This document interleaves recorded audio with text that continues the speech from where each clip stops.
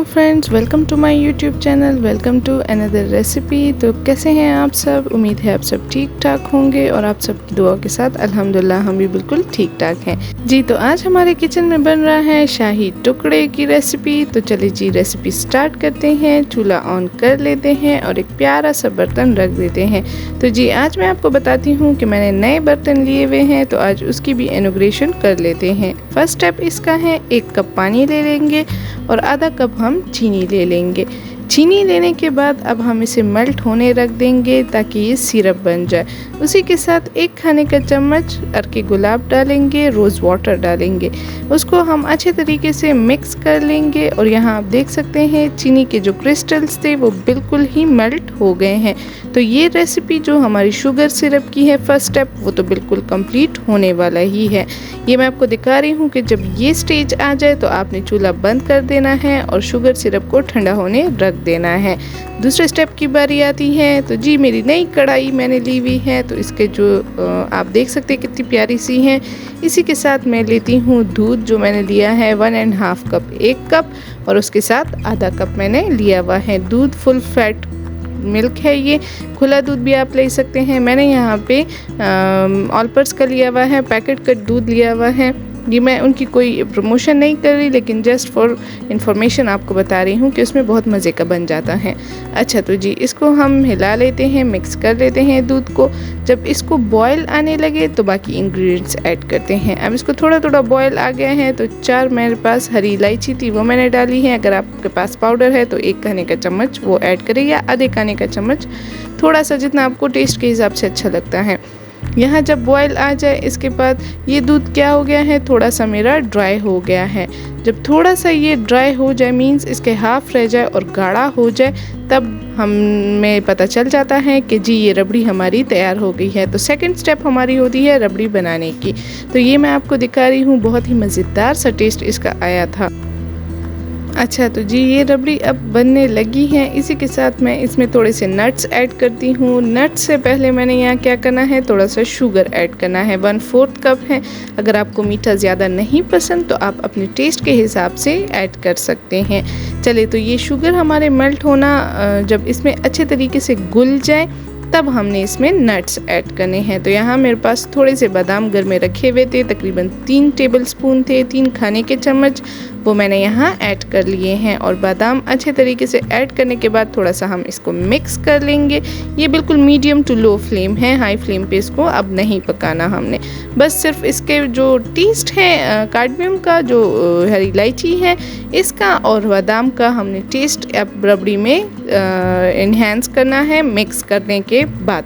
अच्छा मिक्स करते करते अब हमें यहाँ ये स्टेज लगा कि चलो जी हाँ रबड़ी तो तैयार हो गई है।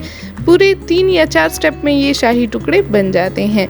तो यहाँ चूल्हे को हम ऑफ कर लेते हैं, बंद कर लेते हैं और इसको भी ठंडा होने रख देते हैं।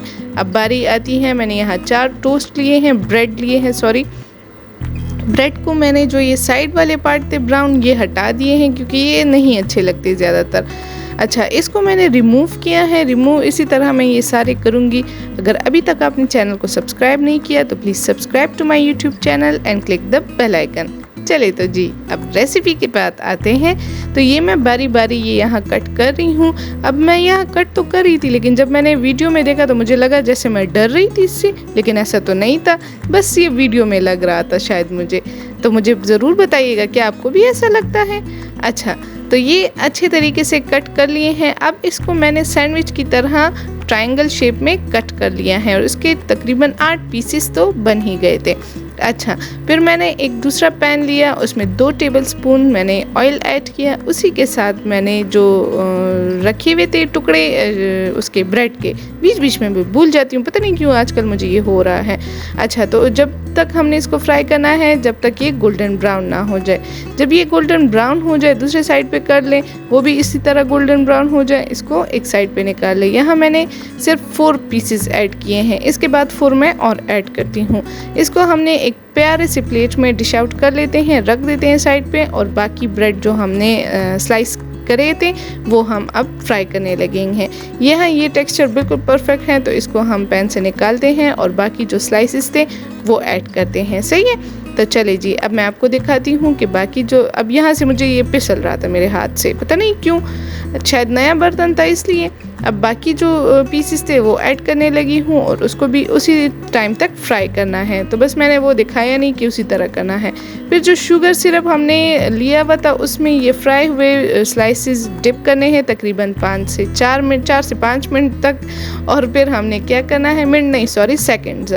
تو پھر ہم نے کیا کرنا ہے، اس کو ایک پیارے سے جو ہم نے برتن دیا ہوا تھا اس میں ڈش آؤٹ کر لینا ہے، اس میں رکھ دینا ہے۔ یہاں میں آپ کو دکھا رہی ہوں جلدی کر کے، کیونکہ ہم نے کیا کرنا تھا، کیونکہ کسی کا دل نہیں کر رہا تھا کچھ کھانے کو، تو سوچا میٹھے کی کریونگ ہو رہی ہے تو ٹھنڈا کر کے ہم نے یہ کھایا تھا۔ اب جو ربڑی تیار کی تھی وہ اس کے اوپر پور کر دینی ہے، ڈال دینی ہے پورے، اور اس کو ایسے ڈپ کرنا ہے تاکہ اچھے طریقے سے اس میں جو ربڑی ہے بالکل مزیدار سا اس میں ٹیسٹ آ جائے۔ کچھ بادام 2-3 بادام میں نے کاٹ لیے تھے اور اس کو میں اچھے طریقے سے گارنش کر رہی ہوں اس میں، تو آپ بھی دیکھ سکتے ہیں جو نٹس آپ کے گھر میں اویلیبل ہیں وہ آپ ایڈ کر سکتے ہیں۔ یہ کوئی ہارڈ اینڈ فاسٹ رول نہیں ہے کہ صرف آپ نے بادام یا پستہ ہی ایڈ کرنا ہوتا ہے، نہیں، کچھ بھی آپ کو پسند ہے تو وہ ایڈ کر سکتے ہیں۔ یہ ہم نے ڈش آؤٹ کر دیا ہے ٹھنڈا کر کے تھوڑی دیر کے لیے فریج میں، اور پھر آپ کھا سکتے ہیں۔ اگر آپ کو ایز اٹ از پسند ہے تو وہ بھی کر سکتے ہیں۔ اس کو ضرور ٹرائی کیجیے گا اور مجھے فیڈ بیک دینا نہ بھولیے گا۔ ویڈیو پسند آئے تو please like, share and subscribe to my YouTube channel, click the bell icon. اللہ حافظ۔